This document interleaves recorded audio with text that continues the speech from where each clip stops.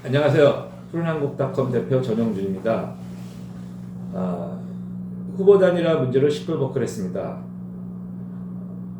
오늘은 그 후보 단일화 노무현 정몽주 세례를 보면서 2002년 후보 단일화가 어떻게 진행됐는지를 한번 살펴보는 시간을 갖도록 하겠습니다. 당시에도 지금같이 치열했고 갈등도 심했고 거의 그 후보 단일화가 이루어지지 않을 것처럼 생각을 했는데 결국은 노무현 후보와 정몽준 후보가 후보 단일화를 성사시켰습니다. 당시를 보면은 이번 후보 단일화가 얼마나 그 무책임하게 진행되고 있는지를 알 수 있습니다. 당시에는 제안서부터 수락까지 약 한 20여일 걸렸습니다. 근데 이번에는 후보 등록 당일날 안철수 후보가 제안을 했습니다. 좀 비상식적이죠. 2002년에는 그 후보 등록 20일 전에 노무현 대통령이 제안을 했고요. 그러면서 합의문도 작성했고 또 여론조사를 실시했습니다. 지금은 시간도 없고요. 잘 그 진행되리라고 생각하는 사람도 없습니다. 그래서 과거 사례를 보면 이번 후보 단일화가 쉽지는 않다 이렇게 생각이 듭니다. 먼저 후보 단일화 과정을 알려면 2002년도 노무현 정몽준 후보 단일화 일지를 통해서 그때 정치 상황을 한번 살펴보도록 하겠습니다. 2002년 3월 새천년 민주당 후보 경선에서 대한민국 역사상 최초로 도입된 국민 경선으로 노무현 후보가 대통령 후보로 선출됐습니다. 2002년 5월 지방선거에서 한나라당이 압승했습니다. 이때 이해창 총재 지지율이 40%대로 급등을 했습니다. 2002년 5월 그달에 노무현 후보가 뭐라고 얘기했냐면요. 지방선거를 앞두고 다가올 지방선거에서 영남권 강력단체장 한 명도 배출하지 못하면 재신임을 받겠다고 했습니다. 그러면서 지방선거에서 자신감을 표출했습니다. 그러나 참패했습니다. 이해창 후보와 40%대를 갖고 치열한 경쟁을 벌이던 노무현 후보의 지지율이 급전직하게 떨어졌습니다. 이해창 후보에게 역전당해 급기야는 큰 차이로 밀리기 시작했습니다. 2002년 6월 월드컵 열풍으로 정몽준 당시 대한축구협회 회장이 새로운 대선 후보로 부상했습니다. 정몽준 회장이 대선 출마도 선언하지 않았는데 이해창, 노무현, 정몽준 3자 여론조사에서 정몽준 회장이 이해창과 이를 다투고 여당 대선 후보였던 노무현은 아예 미디어의 관심에서 벗어나면서 3위로 추락하는 그 비참함을 겪었습니다. 2002년 9월 추석 전후에 의정부 미군 장갑차에 깔려 죽은 미선희 효순이 추모 열풍이 일었습니다. 뒤에 말씀드리겠지만 추모 열풍이 강했지만 사실 노무현 대통령 지지율은 그렇게 높지 않았습니다. 결국은 지난 세월을 지나고 보면 그 당시 한나라당의 정치력이 얼마나 미숙했는가를 알 수 있습니다. 2002년 10월 노무현 후보가 약속대로 사퇴하지 않자 중도개혁 포럼, 즉 새천년 민주당 안에 있는 그 노무현 후보를 반대하는 세력들이 후보 단일화 협의를 결성하고 정몽준 후보와 단일화를 하는 것을 촉구했습니다. 그 중에 17명은 아예 11월 4일 날 탈당을 했습니다. 2002년 11월 노무현 대통령은 그 단일화 제안을 거부했습니다. 처음에는. 왜냐하면 내가 대한민국에서 최초로 경선을 뽑힌 대통령 후보인데 어떻게 단일화 하느냐, 내 중심으로 알아, 이런 식으로 계속 제안을 거부했죠. 그렇지만 진보 진영에서 압박이 거셌습니다. 이대로 3자 구도로 가면 이해창 후보가 당선되니 정몽준, 노무현 단일화를 해라. 압박이 하도 거세니까 결국은 11월 3일 날 정식으로 정몽준 후보에게 후보 단일화 제안을 했습니다. 당시에는 노무현 후보가 정몽준 후보보다도 여론조사에서 한 5에서 10% 정도 뒤지고 있는 상황이었습니다. 그러니까 2등 후보가 1등 후보에게 단일화를 제안한 거죠. 원래 단일화는 말이죠. 1위를 달리는 후보가 2등 후보든 3등 후보에게 제안하는 겁니다. 옛날에 1997년 때도 1위 후보였던 김대중 대통령이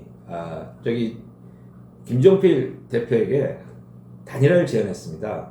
그러니까 근데 2002년에는 반대로 3위를 달리는 후보가 1, 2위를 다투는 정몽준 후보에게 단일화를 제안했습니다.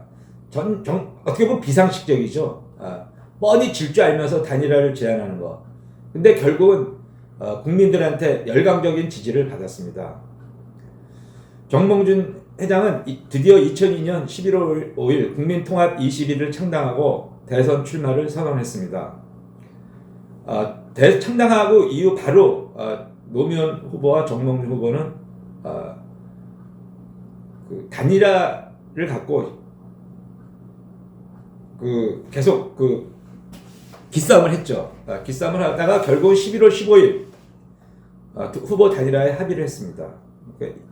그리고 23일, 24일 양일간에 걸쳐서 여론조사를 실시했고요. 결국 25일 노무현 새천년 민주당 후보가 당시 여권 후보 단일화에 선출됐습니다. 그러면 2002년 대선 직전 대선 후보 지지도가 어떻길래 노무현 후보가 정몽준 후보에게 단일화를 제안했을까 한번 살펴보도록 하겠습니다. 한국갤럽 기준 2002년 9월 20일 발표된 조사에 의하면 이해찬 후보 31.3%, 정몽준 후보 30.8%, 노무현 후보가 16.8%였습니다. 아까 말씀드렸다시피 이때가 효선이 미선이 사건으로 들끓 때입니다. 근데 이해찬 후보가 1위를 달리는 상태에서 한나라당이 그런 정치 상황을 제대로 제어를 못했습니다. 아시다시피 아들 병역 문제 때문에 효선이 미선이 사건을 제대로 대응을 못했던 거죠.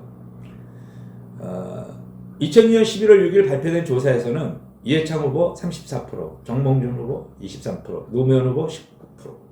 노무현 후보가 한 달 전 반에 비해서 별 차이가 없었습니다. 약 한 3% 정도 이렇게 올라간 상태입니다. 이때가 노무현 후보가 정몽준 후보에게 후보 단일화를 제안한 시점입니다. 근데 당시 한국갤럽 기준으로 봤을 때는 정몽준 후보가 약 4% 앞선 상태였습니다. 그럼에도 불구하고 노무현 후보는 정몽준 후보에게 단일화를 제안한 것이죠. 2002년 11월 20일 후보 단일화 여론조사를 실시하기 직전에 발표된 조사는 이해찬 후보 33%, 정몽준 후보 24%, 노무현 후보 25%입니다. 그러니까 드디어 노무현 후보가 정몽준 후보에게 역전하기 시작했습니다. 1%. 결국은 여론조사 결과 노무현 후보가 46.8%, 정몽준 후보 42.2%, 약 4.6% 차이로 여권 후보 단일 후보로 선출되었습니다.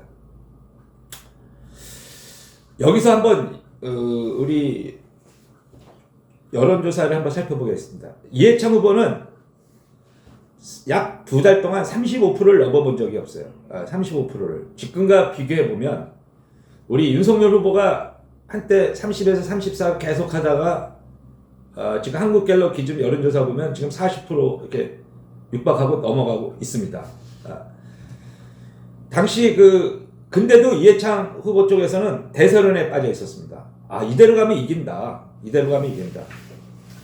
이해찬 피스론 나오고요. 정몽준이가 되든 노무현이가 되든 우리는 이길 수 있다. 그래서 사실 정몽준 후보가 노무현 후보의 단일화를 하는 데 있어서 수수방관했습니다. 이거 사실 막았어야 되거든요. 3자 구도로 갔으면 아마 이해찬 후보가 이겼을 겁니다. 그래서 이 구도의 관리가 상당히 중요한 겁니다. 정치 상황에 따라서 양자 구도로 가는 게 좋을지, 다자 구도로 가는 게 좋을지, 3자 구도로 가는 게 좋을지, 선거에서는 이게 참 중요한 것입니다. 당시 여론조사에 보면 기타침, 무응답침이 선거 한 달 앞에 뒀는데도 18%가 됐습니다. 이 18%가 거의 보수였습니다. 그러니까 이 18% 보수였는데 이 사람들이 이해창 후보를 믿지 못하겠다. 그래서 이게 방관하고 있었습니다. 방관. 결국은 나중에는 뭐 이 사람들이 나중에 다 이해창 후보를 또 대선에서 찍었지만 어떻든 한 달 전까지는 이해창 후보에 대해서 믿지 못하는 우리 보수층들이 참 많았었습니다.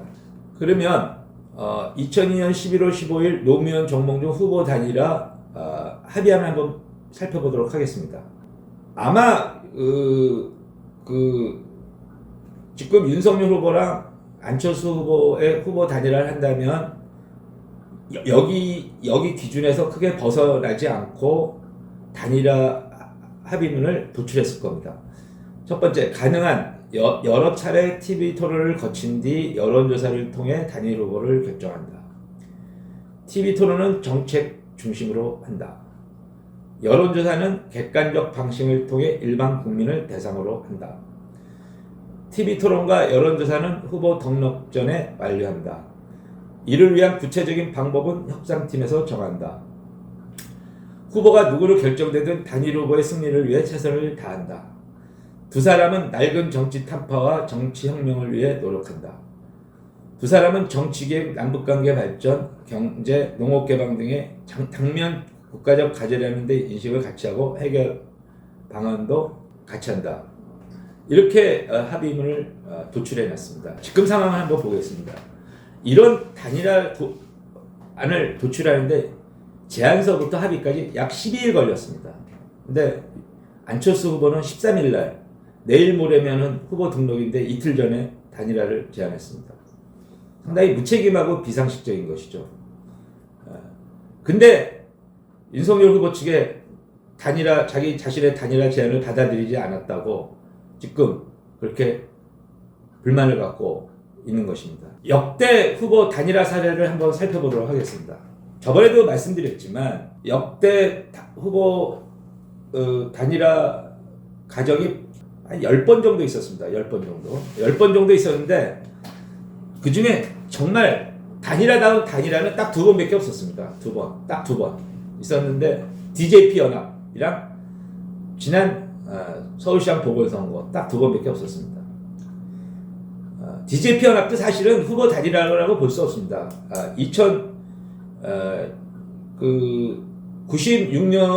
96년에 있었던 지방선거, 국회의원 선거죠. 국회의원 선거. 96년에 국회의원 선거에서부터 시작해가지고 계속 단일화를 위한 그 시도를 참모들이 물밑에서 계속 진행해 왔었습니다. 극적으로 이 DJP 연합을 성사시키기 위해서 선거 약 한 달 반 전에 합의를 이룬 거죠. 그래서 결국은 이인재의 출마 때문에 김대중 대통령이 당선됐지만 어떻든 김대중과 김종필의 후보 단일화 때문에 승리를 했다고 그렇게들 전문가들은 평가하고 있습니다.